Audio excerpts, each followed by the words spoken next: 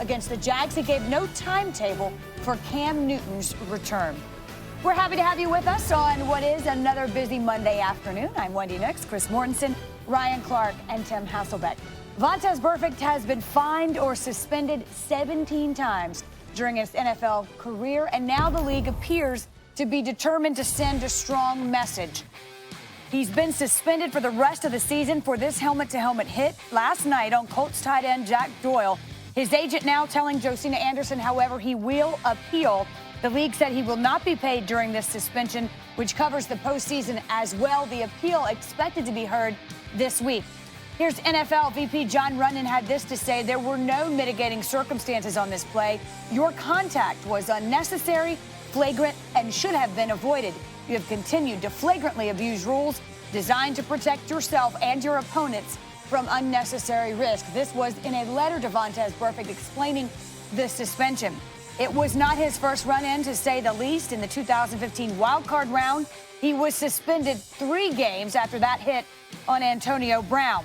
He hit Chiefs fullback Anthony Sherman during the 2017 preseason. He also served a 3-game suspension for that, and then the late helmet-to-helmet hit on Colts tight end Jack Doyle. If he does serve all 12 games of this suspension, it would be the longest suspension for an on-field incident in NFL history. He's been suspended 6 games for 2 violations of player safety rules, 1 again for that hit on Antonio Brown, and then for the preseason hit on Anthony Sherman. He also served, by the way, a 4-game PED suspension that came last year. Overreaction Monday, and we'll certainly start with Vontaze Burfict. The season-long suspension for Burfict is warranted. Ryan, is that an overreaction? This is not an overreaction, and I'm a guy who played the game in a physical manner. I played with James Harrison, one of the more physical players in the history of the National Football League, at least recently, and we all started to understand that you had to change the way you played to fit into the rules. You had to understand what era we were in. It was the concussion era. We were learning more about CTE. They were trying to make us more aware about what these type of hits and what these type of injuries can do for us long term. And so you knew that the rules were changing. You had to change along with the rules. And if you listen to what you were reading that John Runyon stated, he kept using the word flagrant. And I think that's the most important thing here, because I believe if Vontaze Burfict was showing that he was attempting to change his game, showing that he was going to lower his entry point on his hits and on some of this physicality, I believe they would have had a little more leniency on him if he showed some type of contrition or at least some acceptance of the rules, and he hasn't done that. Well, there's certainly something to be said if there was some kind of misunderstanding or he misconstrued a rule, Tim, but to Ryan's point, it's just over and over again, and it seems to be, to use his word, flagrant. Yeah. Well, yeah, I want to disagree with John Runyon's comments. I'll go not an overreaction as well. I think Ryan makes a lot of good points about the fact that, you know, like his behavior hasn't changed on the field. And I think that's probably, you know, the thing that is maybe the hardest to understand, because, you know, as players, even when you're playing against somebody, even if it's a rival or somebody that you don't even personally like even if that's the case, players aren't out to hurt other players. They're just not. That's certainly not my experience. And so I think when you look at some of this stuff, and, you know, John Runyon, you know, kind of was saying that there weren't mitigating circumstances. I believe that there are some times that guys get fined, and there are certain hits where I'm like, man, it was such a bang play. Right. The guy's he's lowering his pad level. Yep. There's a lot of that stuff. Listen, Burfict lined up Jack Doyle, you know, and it was the crown of his head. I mean, there's so many elements of what they don't want you to do that I think they have to send a loud and clear message. And the problem, once again, this is time and time and time again. Yeah, with Burfict. And as John Runyon said, you know, these are repeat violations. And he's already had a meeting with Commissioner Roger Goodell a couple of years ago. And so despite the repeated warnings, despite the meetings, despite coaches trying to certainly teach differently, he's ignored it, whether it's deliberate or not. But he didn't show contrition yesterday, that's for sure, blowing kisses while he's walking off the field. But there's a couple of things here we should probably just clean up a little bit. His PED violation is not factored into this. This is only for the on-field issues. John Runyon kind of oversees that for the league. He's a former player. Burfict will appeal. he will be appealing to one of two former players in this league. James Thrash, who was a wide receiver, or Derek Brooks, the Hall of Fame linebacker. They are the hearing appeals officers who are jointly paid by the league and the NFL Players Association. So in reality, they're neutral. So whatever they do, they did reduce his last suspension from 5 games to, I think, 3 it was. The last time he was suspended. So he's over in London right now with the team. He can't practice with them. But that hearing is heard tomorrow, probably, and they'll have a decision by Wednesday morning is what I would expect. Could he have it reduced? Yes. But this is for the season and postseason, and they needed to send a message, like you said. They sent it. Tim said something really good, though. He spoke about on-field actions, and I think a lot of times people get confused, and they want the NFL to become the moral compass for the world.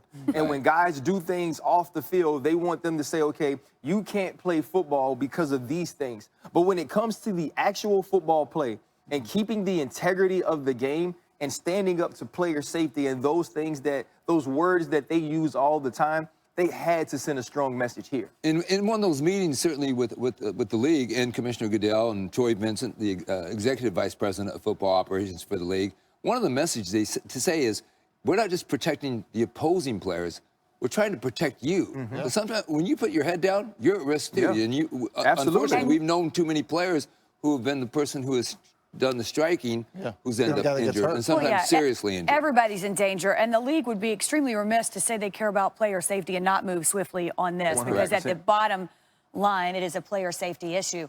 There are a number of injuries to update on this Monday afternoon, as there often are, including Bears quarterback Mitchell Trubisky.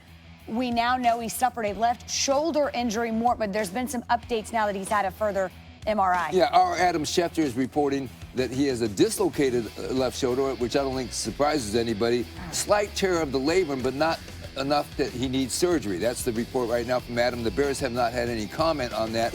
So Adam is reporting that he should be back sooner than later. We don't know what that means. Even though it's his, quote, non-throwing shoulder, he still plays football. So that's not something you would expect any quick return. In the meantime, Chase Daniel, actually, who now takes over, has more familiarity with the offense than Mitch Trubisky. What'd you see, and I know it was a very small sample size, but what'd you see from Chase Daniel enough to think he can hold down the fort here, Tim? Well, I mean, he's proved throughout his career that he can hold down the fort. I mean, a lot of times you're looking for your backup quarterback if he's got to start, 2 games or start 4 games. Can he win half of them? Can he do that? So he comes in against a division opponent and does enough for them to win the game. Listen, he's in there to operate the offense. Mitchell Trubisky is a better athlete, can create more offense, but he's in there to operate it. And so, if Adam's report is right and if the team's feeling is right about, not needing surgery and Mitchell Trubisky coming back, all right, so if he starts 4 games, he finished 1 and they won it, and if he starts 4 games, can he win 2 of them? And if he can... Teddy Bridgewater is just one. Yeah, I mean, listen, I've been a backup and had a coach say, listen, here's the deal. If you start 4 games, we expect you to win half of them. That's what here we go. This is where we are. You can do the math, right? I can do the math. I'm like, all right, too. Yeah, how about if let's just see where we the defense going to play really well. But that's what you need your backup to do. Chase did it against the Vikings. With this team, the Bears, I mean, what is their strong suit? I mean, they dominated the Vikings yesterday with a linebacker, Roquan Smith, sitting out for personal reasons. That defense is deep and it's dominating. And so this guy, Chase Daniel, can operate this offense efficiently. Very efficiently.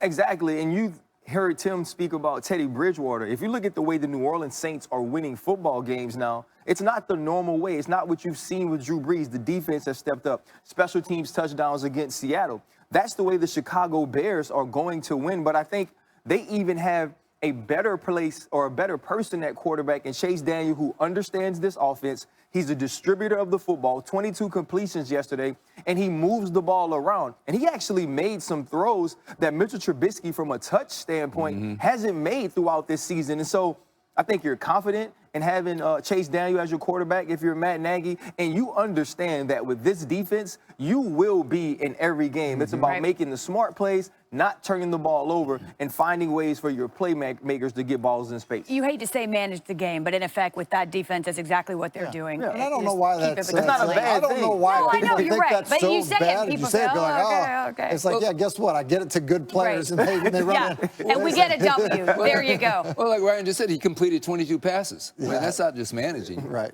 Well, speaking of stellar defense, that is what we expected out of Denver. They have taken a hit now. We know that this new on NFL Live, and it comes via a tweet from Adam Schefter. Outside linebacker Bradley Chubb tore his ACL, this according to sources, and he's out for the year. And that, Mort, is a big blow for that defense who finally got its first sack yesterday. Yeah, it did, and this is, we know, a dynamic player, and it's obviously, they're 0-4.